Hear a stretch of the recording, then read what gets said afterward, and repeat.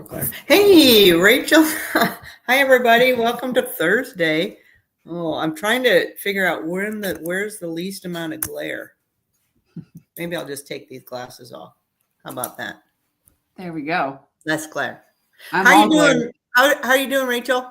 Hey, I guess we didn't see each other last week because last week was Thanksgiving, right? That's right. Right. Wow. I mean, I don't know. The end of the year, the time is weird.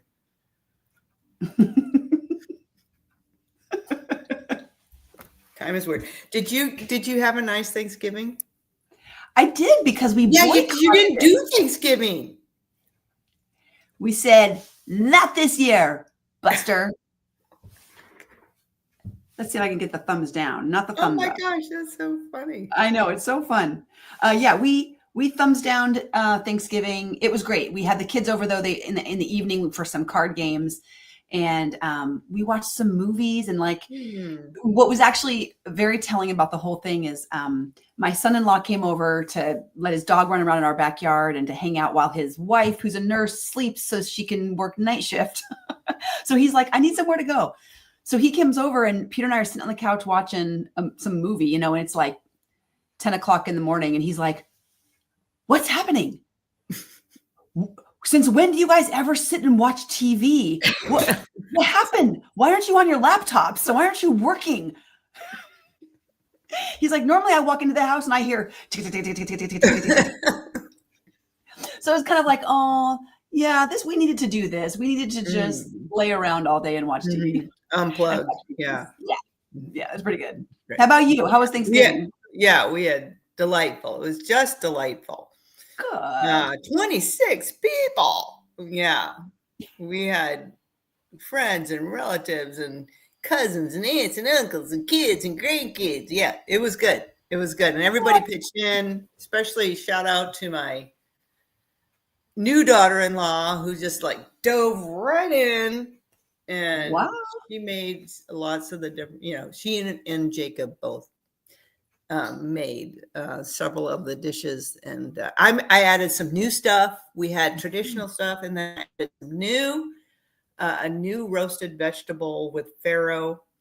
Ooh, it was a winner. And then I roasted some more potatoes and I cubed those and threw them cold in a kale salad, which was really good. Yum. So we had some oldies and some newbies and everything. It was good, delightful, good, and games and everything. Yeah, it was probably a very traditional American Thanksgiving, but with some new twists. Yeah, with some new twists. Yeah. So okay, because I don't think any traditional Thanksgiving ever had kale.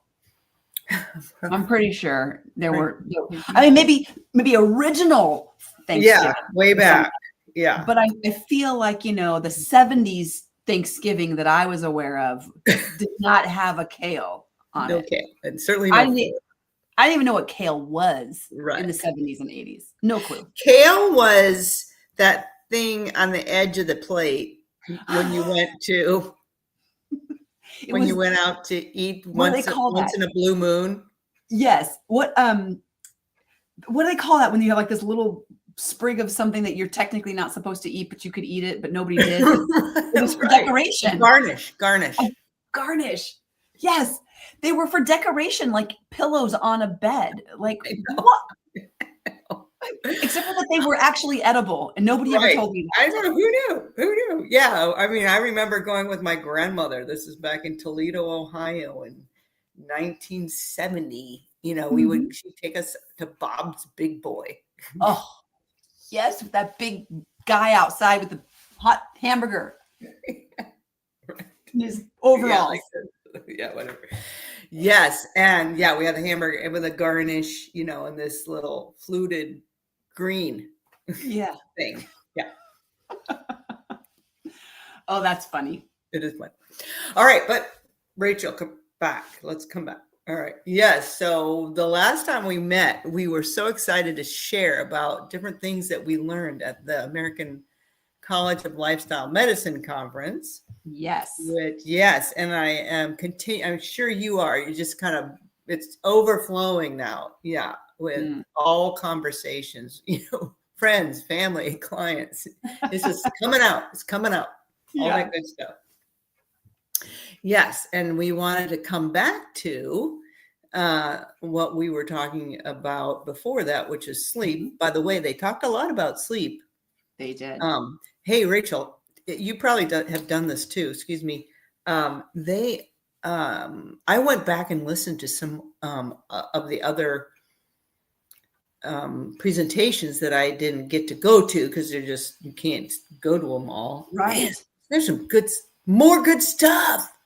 I need to do that. I have not yet gone back and either rewatched ones I wanted to kind of get a better grip on, or some of the ones I missed so many also. And I'd love to go back and do that. Is there anyone in particular you would recommend? Oh, well, the sleep one. The sleep one. Okay. Yeah. Like mind blowing. Mm-hmm. Yeah, it's good. It's really good about giving people practical help. Oh, this is a takeaway. Sleep is not something under your control. Yes. So sleep you can't control your sleep. However, you can control how you prepare your body to sleep. What a mind shift, right? Because people feel like they have to control it, they have to fix it. And then sometimes that obsession with fixing their sleep causes insomnia. Right. It's true. Yeah. You're looking at whatever. You're looking at it's 1 o'clock. It's 2 o'clock. 3 o'clock. Right. Yeah.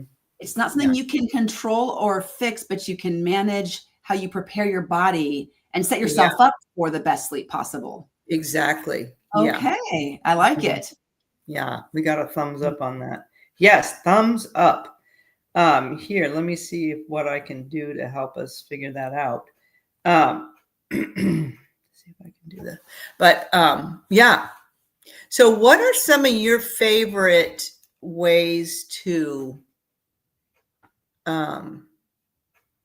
help your sleep? Okay. Well, first and foremost, and I've only learned this over the last years as I study this and research it for our clients and stuff, is what I do in the morning, first thing in the morning, makes a massive impact on my sleep. So I try to get up at the same time every morning. I have a coffee curfew of about 11 or so, because caffeine really messes with me. I'll just be like, bing, wide awake. I move my body every day, so that increases the sleep pressure. It spends energy. It depletes my body in a way my body wants to sleep because I've done stuff with it. Right. And then I have a whole nighttime routine where, I start to dim the lights in the house or turn a lot of lights off around 7. I start to think about sleep. I probably go upstairs and start my evening routine around 8 or 8:30. And that's like brush my teeth and fold any laundry that's on my bed and wash my face and do a little self-care, a little, little bit of this, a little bit of that, little plucky here, a little plucky there. And then, get in bed and read and, so read a book, right? Well, read a book, like a real book, like a book, like a book, like the old fashioned kind of book with paper. Yes. Heaven forbid it has paper in it. But yeah, those are the things. I mean, I could go on and on because there's so much. And I think that's key for people listening who might struggle with sleep at all. There's like 100 levers to pull and push. Yeah. So many tweaks across the entire day that you can continue to every time I hear of a new one, I add it to my list. Okay. Add this to my thing. So it's a work in progress. It's a constant adjustment. Right. Yeah. Yeah. I was trying to download one of my favorite slides here. I'm getting the whirligig. Yeah. So, but yeah, everything that you said was brought up. And as far as, it's not so much what you do at night. That's important, but it's what you do in the morning. Yeah. And it has to do with how that getting outside in the morning that first morning sunlight. Even if there's clouds outside, you're getting UV light that penetrates that central retinal pathway. It signals your pineal gland and it keeps your body clock in a rhythm that will help you then go to sleep Right. in the evening. Yeah. Or at night. Yeah. Mm-hmm. So yeah, I like the hack 10-3-2-1. 10-3-2-1. Yeah. Mm-hmm. Remind us about that. Yeah, 10-3-2-1 is 10 hours before bed. I want to cut out caffeine, and some of us might have to do that more than that, but 10 hours is the minimum time. Am I saying that right? Minimum or is time. It by 10 o'clock? Is it 10 o'clock or 10 hours? By 10 hours before. Like, for example, if I'm going to bed at 10, I don't want any caffeine past noon. Yeah, but right. So I go to bed 9 o'clock. So I have 1 cup of coffee in the morning and that's it. And so, and it has to do with what caffeine does and how it sits on the melatonin receptors, right? And that disrupts that the receptors. So I'm sorry, this is not working, but anyway, it's okay. So that's the 10, no caffeine, and 10 hours. And then 3 hours, I really want to stop eating because if I have to also help my organs know that it's time for rest or sleep. And if I'm putting food in, then I'm asking my pancreas and my gut and my liver all to be involved. And I'm not going to have the sound sleep that I would if I, 3 hours before bed, I'd make sure I'm not eating anything. So, and then 2 hours is really to shut down the screens, the blue light coming in, the phone, the screens, the Kindle, the television, because that blue light really robs, the melatonin that we've been building through the day, right? And can be very disruptive. And people say, well, I fall asleep in front of the TV, or I need the TV on to, for the white noise or something like that. Well, just, let's challenge that thought, right? And, would you be willing to experiment with just doing something a little differently for a week, see what happens? Right. I think what sometimes people feel like is I'm falling asleep just fine and I'm sleeping. But could your quality of sleep be better? What's happening while you're asleep? And would you be getting into longer stages of deep sleep? Right. Have less fitful sleep? Or so there's things we can question about that and kind of adjust. Now, how does this relate to the holidays? Because we're coming up on the holidays here. The whole month is a disruptive month, for good or for bad or for neutral. It is just a different month than the rest of the year. And sleep, as we know, is so critically important and is one of the things I think causes people to feel like they've just totally fallen off track. And by January, they're burned out, they're exhausted, they're off track with their healthy habits. They feel like they have to start all over again, or maybe they don't even have the energy to start over again. It's not till March or April, that they feel like they jump back in. So what are some of the extra guidelines you put into place during the holidays to protect your sleep? Right. Well, so that is a good question. And it's a hard one. It's a hard one because, we have, I try to recommit to maybe the same bedtime. And if I don't get the same bedtime, then I'm super committed to this. I get up at the same time in the morning, because actually getting up in the same time in the morning is really going to help me go to bed at night. That's when it resets. That's when it resets. Yes. Yeah. So I'm committed to get it, whatever time I went to bed that night, for whatever reason, it was a party or, Quilting. Okay. I Just said it. she's coming clean, people. We're taking her confessions. Yeah. It's a wonderful life. That, for the 100th time. Right. Right. Because it's just so good. Oh shoot. Yeah, I'm committed to getting up at the same time in the morning. Mm-hmm. Yeah. Yeah. If I can keep that commitment, then I'm more likely to nod off. Yeah. Right. Yeah. Oh, and speaking of nodding off, I think that that's a key that a lot of people miss is when the body starts to nod off, that's its message. Yeah. Go to bed. Yeah. But we ignore these messages. We ignore these quiet voices. And sometimes it's just a whisper of a suggestion. I'm getting tired. But we think, oh, I want to do one more load of laundry or watch one more episode, or I want to, I just didn't get the kitchen clean. We kind of wake ourselves up to kind of go do that next chore before we go to bed. Yeah. Next thing you know, it's 3 hours later because now you can't sleep because you've pushed you missed your opportunity. Right. You missed your window. Yeah, you missed your window. That's so true. Yeah. And so another commitment that I try to make is really just paying attention when I am doing something social. If there's alcohol involved, really paying attention to just respecting how alcohol does not help sleep. Yeah. Yeah. Embracing it. Yeah. If I wish everybody could have some sort of a sleep monitor. To be able to track what happens to their sleep after alcohol. It woke me up to the truth of it. Like, it's one thing to say it. It's one thing to read it in a book. It's one thing for them to say sleep doesn't actually help your sleep, or alcohol doesn't actually help your sleep.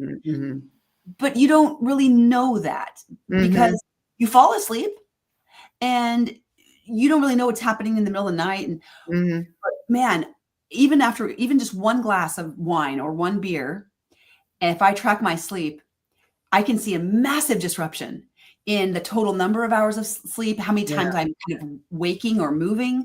My number of deep REM sleep is decreased.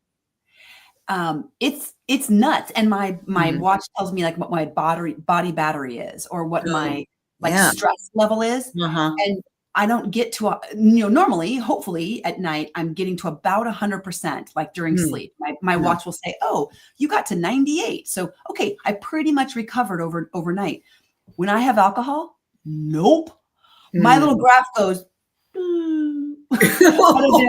recovery, I want to get up here.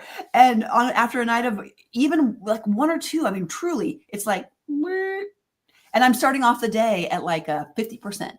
Yeah, right. Once I saw that, I was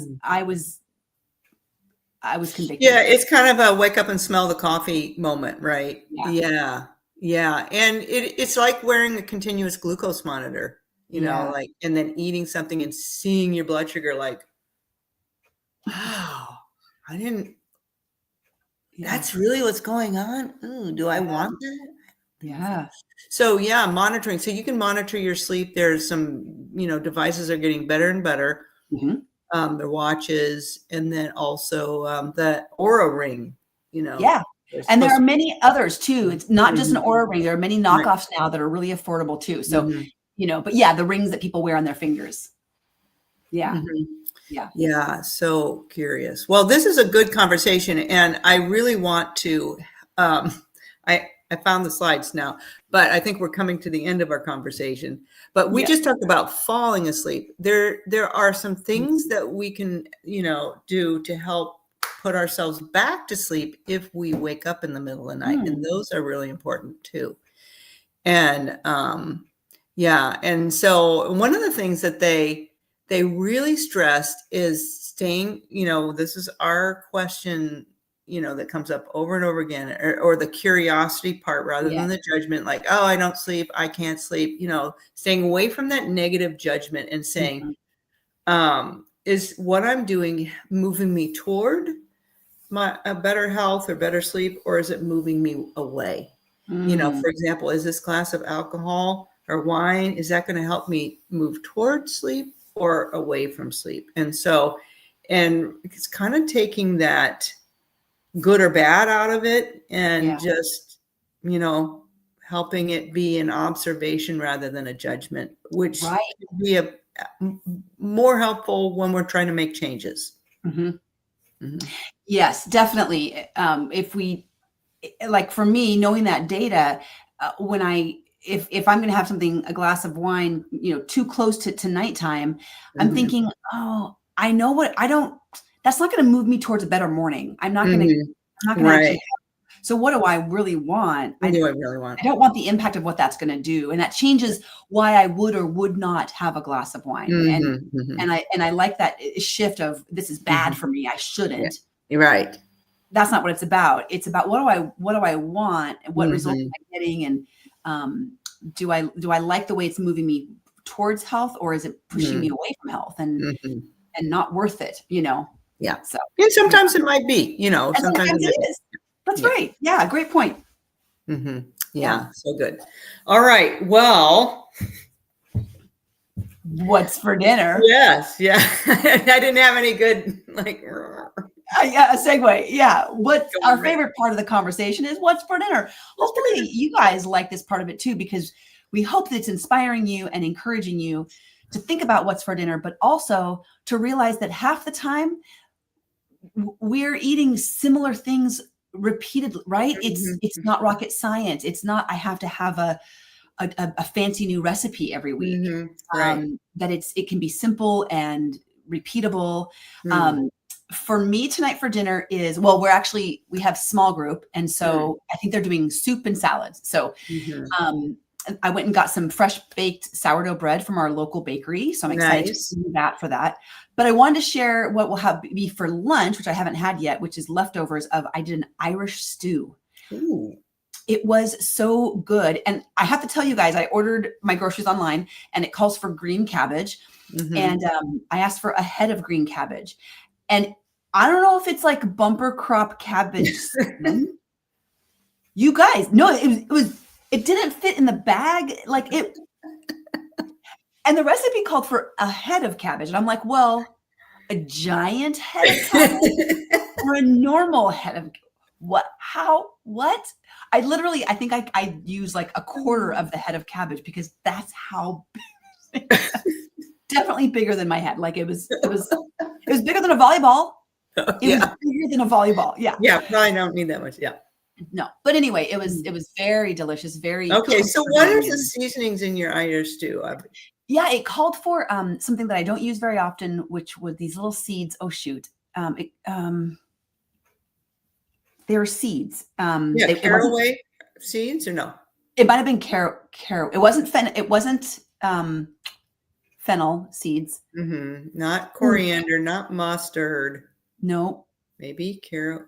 maybe it was caraway seeds. Oh, now I can't remember. Yeah, Nice. and I added some cayenne because I wanted a little bit of spice to it. Little Salt, zip. pepper, had a little bit of Mhm. thyme in there, and then Mhm. Mhm. some fresh parsley. Yeah. Um, and it was really good. So it was a very delicious Mm. stew. So how about Yeah. you? What's for dinner for you tonight? Yes. Right. Well, I'm into soups too. So we have a really good um, favorite recipe, and for it, well, okay. My husband said, "No more marry me chicken." You know, just I'm done. I'm done. We're You already gotta married. He can. We're done with that. So I have lentils, and yeah, lentil is so quick and easy to make. Mm, And I thought I would make it and then have it just to taste for because for our cooking class, our chow coming up mhm. on Saturday. On Saturday. Yes, where we're doing our nourish bowl in soup as winter salad, and Mhm. so we're doing 3 different soups. But I thought I would make this lentil soup, and then it'll be seasoned, because soups and stews tend to be better, I think, the next day, For because sure. all those herbs and Yes. spices have time to just meld and come together. Yeah. Yes. And so that's what I'm doing tonight. So it's, it's, I actually am going to look to see how I can flavor it just a little bit differently, but it's going to have a little like an East Indian kind of. Yum. It's going to be good. Okay. Gonna be good. Well, everybody, I hope you guys all have a wonderful evening and are thinking about what's for dinner for you. And then we'll be back next week and talk more about hacks, but maybe more about like holiday hacks and the way that we or sleep hack. Maybe we'll talk more about sleep. Yeah, I think so. Because I actually I'm going to share the slide with you. Rachel, okay. And maybe you can, know how to share it. So that'd be great. Right. Okay. We'll figure it out about that next week. Okay. Thanks, everybody. Thanks. See ya.